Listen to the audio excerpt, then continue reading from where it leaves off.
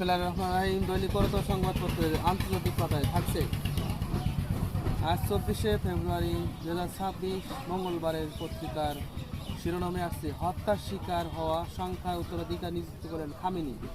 Hezbollah নিয়ন্ত্রণ নিল Iran এবং প্রস্তুত হচ্ছে যুদ্ধের জন্য।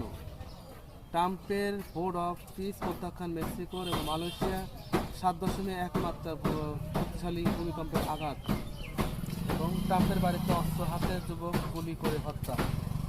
মেক্সিকোতে মাদক সম্রাট এলো মেনচো নিহত, দেশজুড়ে ব্যাপক সহিংসতা এবং ফের দুর্ঘটনা, আরও একটি তেজস্ব হারালো ভারত এবং ট্রাম্পকে চান না 60% মার্কিনী। ইরানে ফের শুরু হয়েছে জেনজি বিক্ষোভ এবং নেপালে নিয়ন্ত্রণ হারিয়ে বাস 200 মিটার গভীর, নিহত 19।